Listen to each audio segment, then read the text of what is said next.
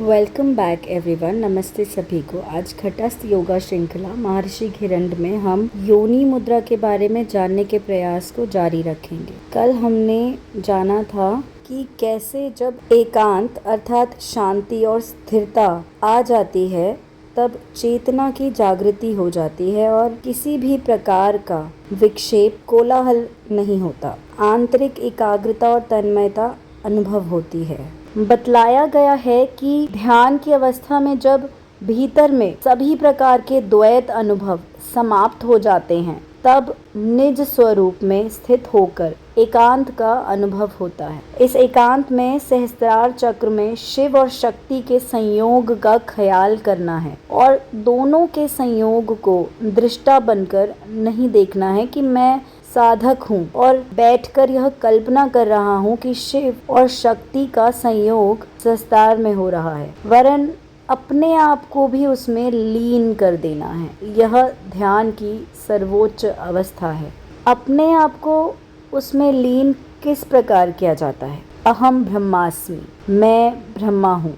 इस महावाक्य के अनुभव से स्वयं को लीन किया जा सकता है। मैं केवल दो को देख नहीं रहा हूँ, क्योंकि यदि मैं दो को देखता हूँ तो इसका अर्थ हुआ कि मैं अलग और ये दो अलग हैं। लेकिन योनि मुद्रा की साधना में शुरू से ही यह भाव जागृत करने के लिए कहा जा रहा है कि वह मैं हूँ सो हम। जब वह मैं हूँ और मैं वह है तब मैं उस तत्व से एक हूँ, उससे भिन्न नहीं हूँ। इस प्रकार तत्व चिंतन करके चेतना में परावस्था को प्राप्त किया जा सकता है। योनि मुद्रा परा गोप्या देवानामपि दुर्लभा सुकृतु लाभ संसिद्धिः समाधिस्थः स एव हि।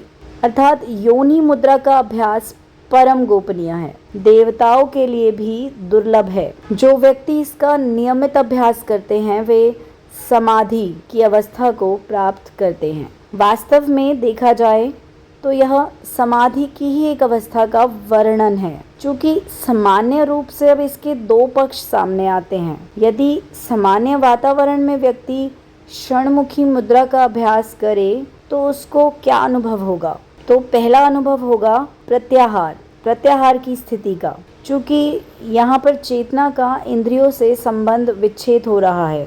यदि षण्मुखी मुद्रा का अभ्यास करते हैं तो इंद्रियों द्वारा प्राप्त अनुभव जो हमारे मन मस्तिष्क को हर क्षण प्रभावित करते हुए उन्हें बहिर्मुखी बनाते हैं, वह सभी शांत हो जाएंगे, बाहरी प्रभाव समाप्त हो जाएंगे।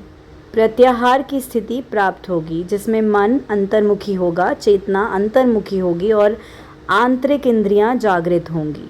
प्रत्याहार की इस अवस्था में जब कुंभक के साथ एक मंत्र का अभ्यास किया जाता है तब प्राणमय शरीर स्पंदित होने लगता है, प्राण के क्षेत्र में जागृति का आभास होने लगता है।